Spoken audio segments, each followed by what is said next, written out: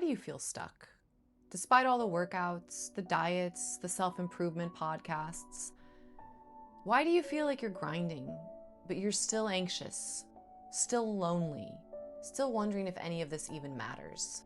You've been told fitness is all about the individual, your workouts, your macros, your discipline. And while those things matter, here's the truth. If you don't build this final pillar, your progress won't stick. You'll keep circling back to starting over. Because we're not just building bodies here. We're working to strengthen society as a whole. And that's not neat or tidy. It's complicated. It's chaotic. Just look at how hard it is to change yourself. You're complex. So of course, society is too. And here's why this pillar matters more than you realize. I'm talking about community. And before you roll your eyes thinking that means, group hugs or cheesy slogans, stay with me. Because in this video, I'm gonna show you the 3 essentials that makes community a multiplier for everything else you do. But I'm gonna warn you, these aren't soft concepts. These are hard truths. They're meant to challenge you. But if you want strength that lasts, strength that carries you into every part of your life, this is where it starts. But first, comment below. Who's one person in your life right now who really challenges you and supports you the most? I want to know, and I bet they do too. And stay with me to the end because I'm going to challenge you like I never have before.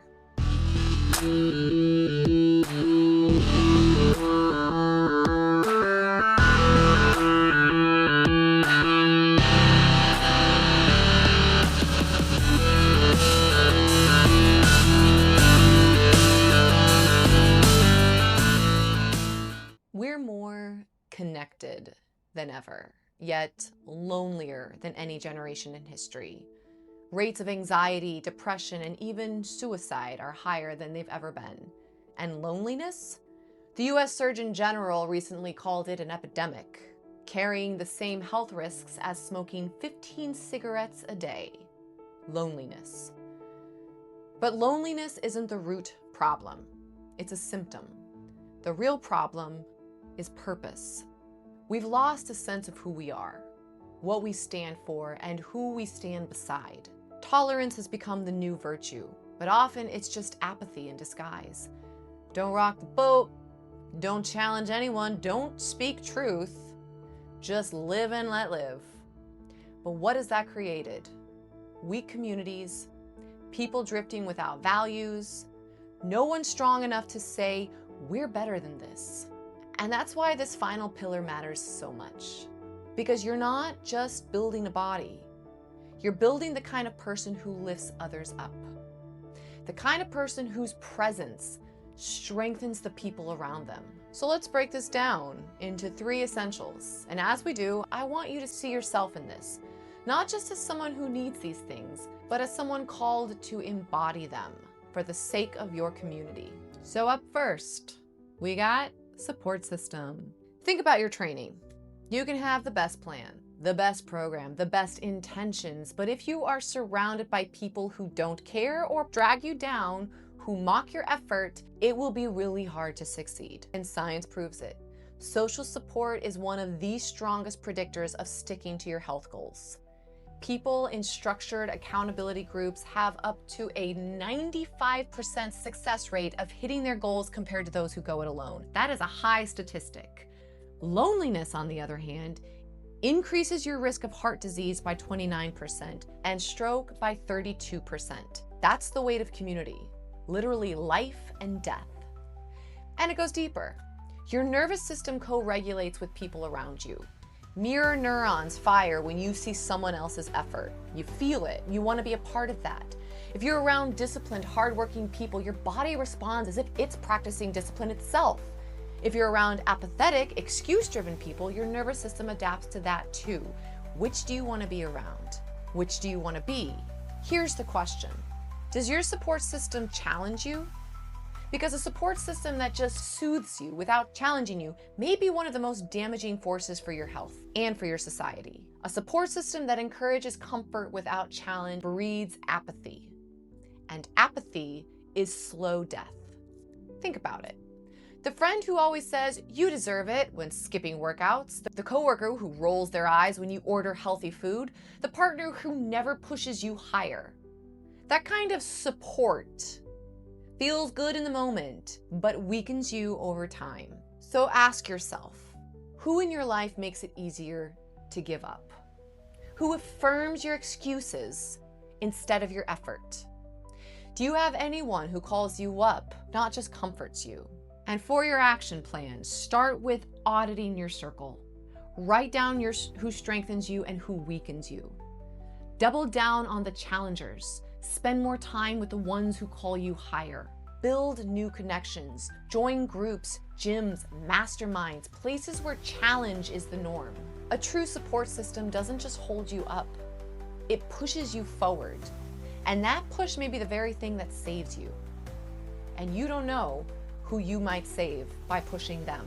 Number 2, purpose.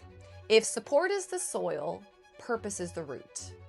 Without it, you can't grow. People with a strong sense of purpose live longer, recover faster, and are less likely to suffer from depression or dementia. In one study, people with a defined sense of purpose were 2.4 times less likely to develop Alzheimer's disease. Purpose doesn't mean just meaning. It rewires your stress response. People with a strong purpose show faster cortisol recovery after stress, meaning they literally bounce back more resilient. In the blue zones, which are areas around the world with the highest number of centurions, every culture has a purpose. Purpose is non-negotiable for longevity. And here's the truth. Much of our anxiety epidemic is really a purpose epidemic. People don't know why they're here. They've traded meaning for comfort. They chase likes, distractions, and entertainment, but wake up empty.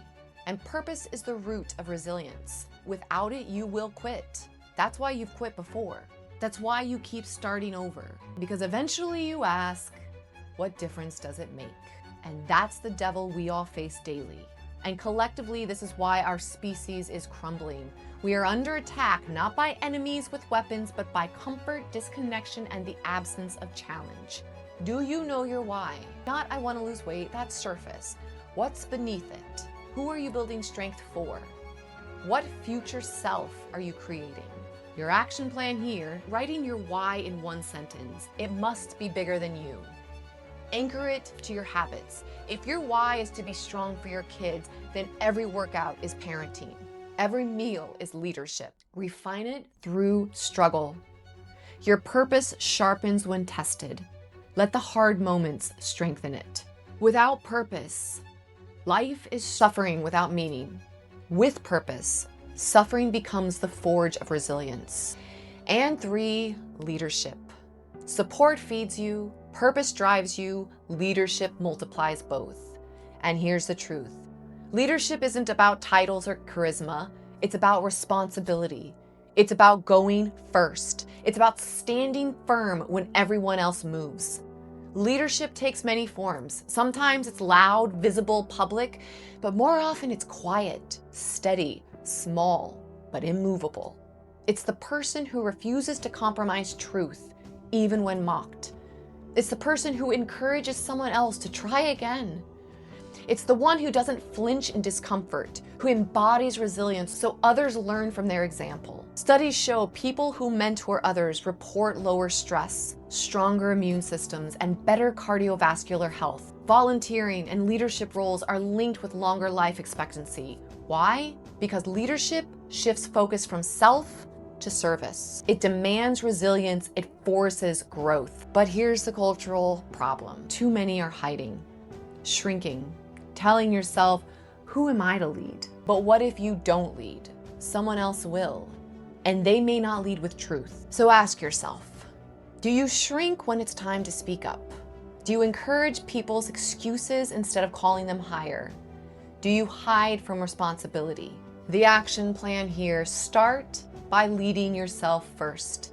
Integrity is non-negotiable. Do what you say even when no one sees. Lead in small ways. Encourage someone at the gym. Ask the hard question. Model consistency. Believe in people. Call others up. Don't just rise to the challenge. Bring others with you. Because leadership isn't optional.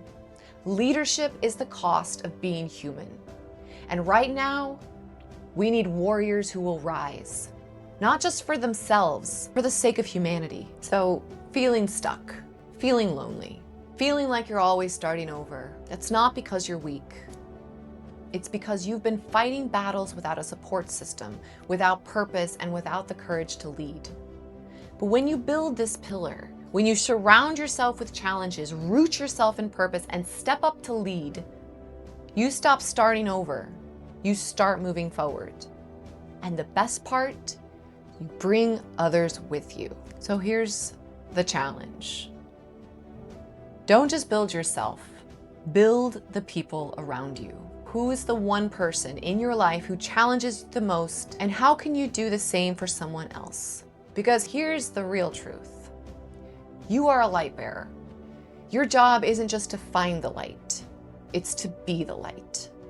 And the way you spread it is by living in truth, taking on challenge and refusing the easy path of apathy. You are not perfect, and you never will be. And that's where the power lies. You are capable of more than you realize, but you won't unlock it in comfort. You'll unlock it in challenge. So yes, I'll ask you again, will you rise to the challenge? But today, I'll ask something more.